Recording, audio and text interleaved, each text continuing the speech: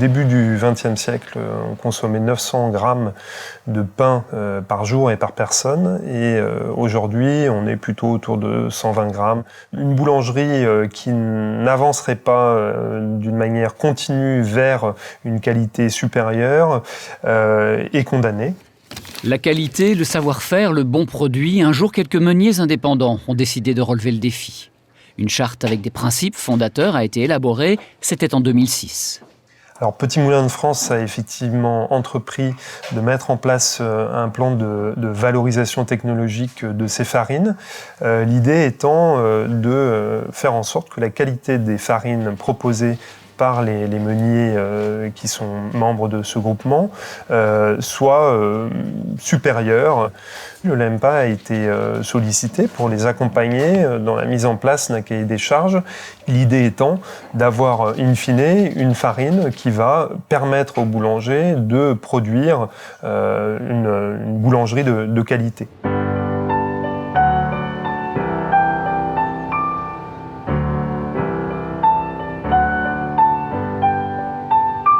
Aujourd'hui, plus de 60 petits moulins ont rejoint le groupement. À chacun sa farine, ses assemblages, à chacun sa signature. Mais collectivement, tous regardent dans la même direction. On a trouvé une sorte de famille, parce que ce sont des moulins qui nous ressemblent. On vit les mêmes choses au quotidien, c'est-à-dire qu'on est tous chez nos clients, dans nos moulins, à faire des livraisons et on rencontre tous les mêmes difficultés. On a gardé notre identité, c'était ça aussi le plus important. On fait ce qu'on veut chez nous. À aucun moment on nous dit « tu dois faire ça ».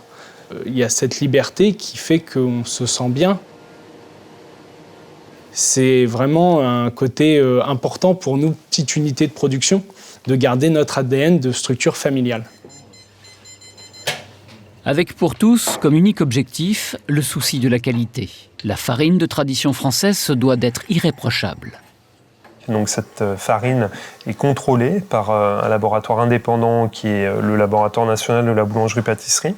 Et en fonction des résultats obtenus, la farine est validée ou invalidée par rapport aux items de ce cahier des charges. Il y a bien donc un contrôle externe et là, Petit Moulin de France joue vraiment le jeu de s'ouvrir au regard externe pour assurer la qualité de ces farines de tradition française.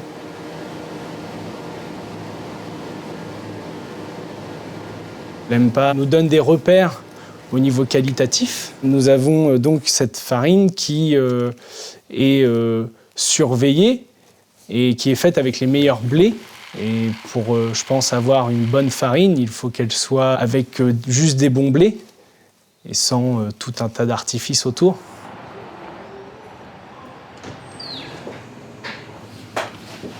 Bonjour. Bonjour. Bonjour Alain.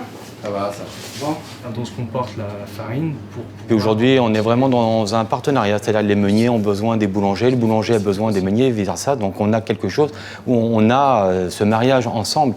On devient passionné par une recette de pain, que ce soit du pain biologique, du pain de tradition française, mais on devient aussi passionné par les céréales, donc le blé.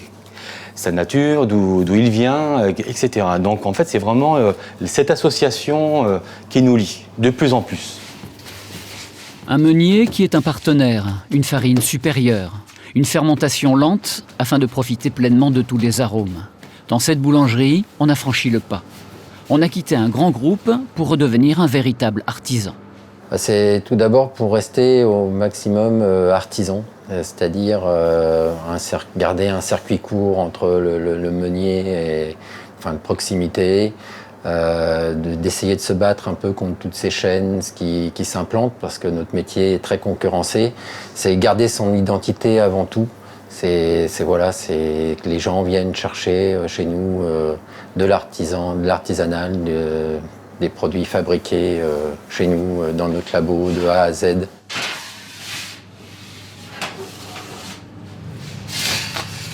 Non, c'est pas plus cher, parce que si les grandes structures font de la publicité, souvent télé, et ça c'est les artisans du compte qui vont payer dans le prix de la farine. Donc le fait d'avoir une farine sur un circuit court, c'est même des fois moins cher.